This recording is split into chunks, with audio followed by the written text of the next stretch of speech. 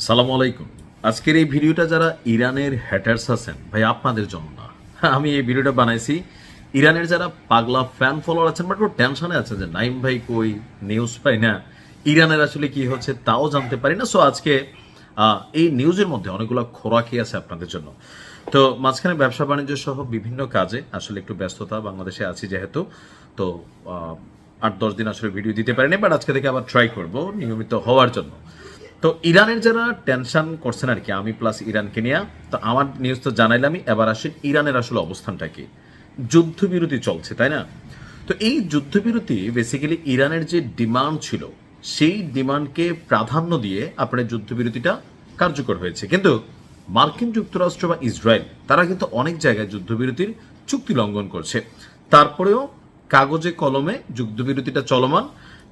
তবে আমেরিকা অথবা ইসরায়েল যখন কোনো অভিযান চালাচ্ছে, ইরান সাথে সাথে সেটার পাল্টা জবাব দিচ্ছে, বাট যুদ্ধটা ওইভাবে হচ্ছে না। বাট এই যে যুদ্ধবিরতি হলো, ইরান কি ভয় পাইছে? না। আমেরিকা যেমন কৌশল করতেছে যে কিভাবে আসলে ইরানকে সাইজ করা যায়, আর ইরান এই ফাঁকে তাদের যে অস্ত্রের মজুদ, বিশেষ করে ক্ষেপণাস্ত্র, ড্রোন, ফাইটার জেট, যেগুলো দিয়ে আসলে তারা এই যুদ্ধটাকে ডিল করতেছে আমেরিকার সাথে, সেইটার ব্যাপক মজুদ বাড়াচ্ছে।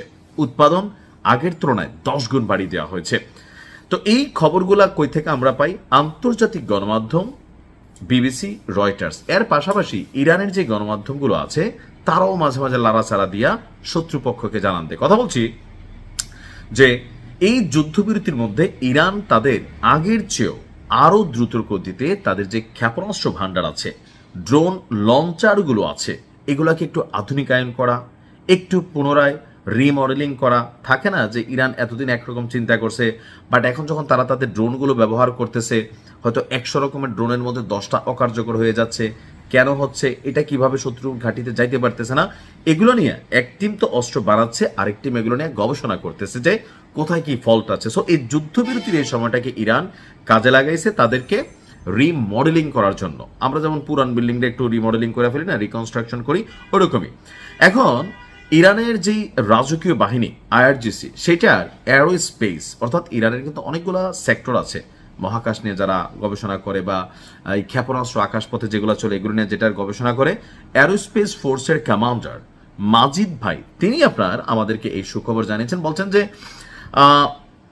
একটা ভূগর্ভস্থ ক্ষেপণাস্ত্র ঘাঁটি তিনি পরিদর্শন করেছেন, একটা ভিডিও ফুটেজ তিনি আমাদের জন্য দিয়েছেন। তো তিনি বলছেন ইরানের মতো করে শত্রুরা এই যুদ্ধবিরতির সময়ে তাদের গোলা বারুদের মজুদ পুনর্গঠন করতে সক্ষম হয়নি। অর্থাৎ ইরান জানে যে এই বিরতিতে তারা যেমন তাদেরকে সজ্জিত করতেছে, শত্রুরাও করতেছে, বাট তারা বলতেছে আমাদের মতন করে হয় নাই। কিন্তু কেন হয় নাই?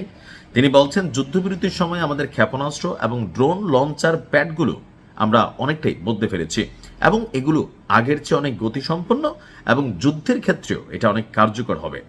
অপরদিকে সশস্ত্র বাহিনীর যিনি প্রধান আছেন আমির ভাই, তিনি বলছেন যে ইরানের স্বাধীনতা, সার্বভৌমত্ব, স্থল, আকাশ, সমুদ্র পথের নিরাপত্তায় আপনার নতুন নতুন প্রযুক্তি, আকাশ প্রতিরক্ষা সিস্টেম, মিত্রদের কাছ থেকে পাওয়া সহযোগিতা, সব মিলিয়ে ইরান তাদের লড়াই করার যে শক্তি ক্ষয় হয়েছিল এই 15-20 দিন বা 1 মাসের যুদ্ধে, সেটা তারা অনেকটাই আপনার রিকাভার করে ফেলেছে।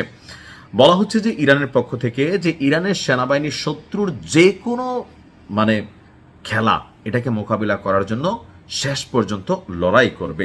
তো শুধুমাত্র এইভাবে মনোবল না, মেশিনারিজ দিয়ে কথা হচ্ছে যুদ্ধের যুগে, আজকের যুগে, তাই না? আমরা সারা বাংলাদেশের মানুষ একদিকে হয়ে চিল্লালে লাভ হবে না। আমাদের কোনো পারমাণবিক নাই।